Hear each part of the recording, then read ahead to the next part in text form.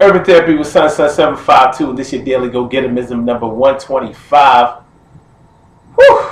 I'm telling you, we steamrolling through this month. We steamrolling through it. It's already February 7th. Anyway, it's Black History Month, and y'all know we doing this every day for Black History Month.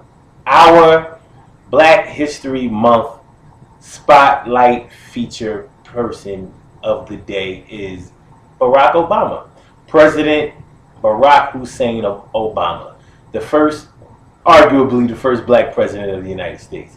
He's definitely the first black president of the United States for our purposes. When you start talking about what the president of the United States is, I'm talking about when both colonies were joined and everything like that. Especially when the racism spiraled out of control, emanating from slavery on through the Reconstruction era, on through the Jim Crow era, on through Civil Rights era, on to what is now modern society. Some people agree with the ideals of President Obama. Some people don't. But because he is the first black president of the United States, what he has done, as far as I'm concerned, is inspire a nation of black and brown children to be able to think that they can be president one day. We did not believe that that was a possibility when I was growing up in the 70s and the 80s. I just never thought I would see that. And he made that a reality, and I have a strong suspicion that although he's the first, he will not be the last. I know that there's somebody coming up right now doing well in school and saying, well, President Obama is okay, but when, not if, when I become president, I'm going to be much greater. And that's why you, President Barack Hussein Obama, is in the Urban Therapy with Sun Daily Gogetemism spotlight for being a great black person. All right. With that being said, I wanted to talk about beating a dead horse. Beating a dead horse. What is beating a dead horse? When you beat a dead horse, that means that you are trying to make something happen that ain't going to happen. You're trying to get somebody to do something that they don't want to do. You are trying to influence somebody in a direction that they do not want to be influenced, and they are fighting back. Or they just may be passive aggressive. What I mean by passive aggressive is they're saying, but their actions are proving. They're saying, but their actions say. So when somebody is passive aggressive, they'll basically tell you what you want to hear in order to get you out of their face, in order for you to stop talking to them, in order for you to leave them alone, in order to keep the peace. That's passive aggressive behavior.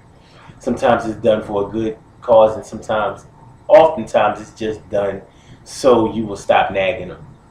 So when a person beats a dead horse, they're basically trying to say, listen, I want you to do something. It's something I need you to do. Like for this cat, I might be trying to get this cat to bark.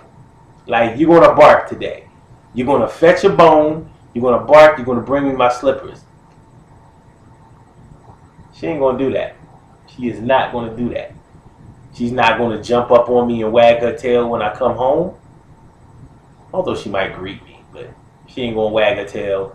She ain't going to jump up on me. These things aren't going to happen. So as much as I can try to train her, I'm beating a dead horse in that direction. And many of us beat dead horses in life. We may beat dead horses at work. We may beat dead horses in our homes, as far as trying to get our children to be something that they're not, or trying to get our spouses to do something for us that they really don't want to do, or do something for themselves that they really don't want for themselves.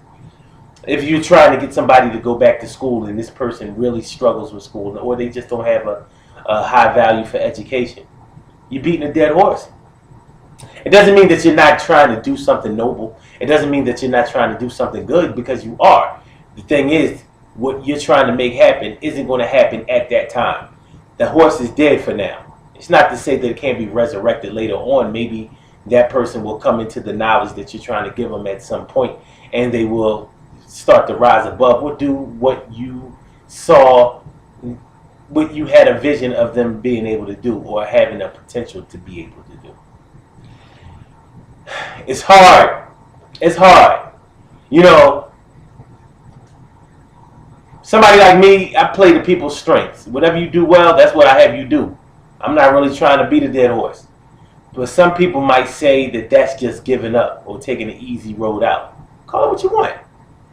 That works for me. So if you're trying to get me to push people uphill, then you're beating a dead horse.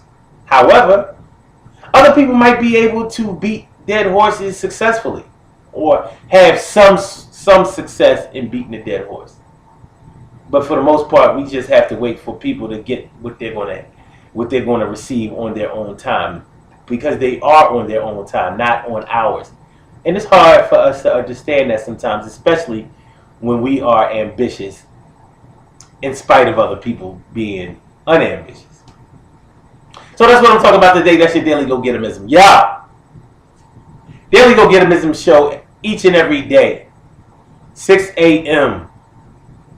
to about 6:15, 6:30. 6:30 on the weekends, 6:15 on weekdays. We are the best 15 to 30 minutes in the business. Nobody can mess with the Daily Gogetemism show. That's why people really start to listen to it. You should check it out. We do all kinds of crazy stuff. The show this morning was just off the chain. And we was talking about beating a dead horse. So check it out. Check it out. And don't forget urbantherapywithsun.com. Remember, good things happen to those who wait. Great things happen to those who grind. And anything can happen to those who go for theirs. So go hard, go for yours. Don't beat no dead horses. Be patient, wait for people to get it. Drop the jewels on them one by one. Don't try to overfeed them. And everything should work out the way it's supposed to. And hopefully that's in a good way. You know what I'm saying? I will holler at y'all tomorrow, man. Y'all have a great weekend, and I'll get with you. Peace.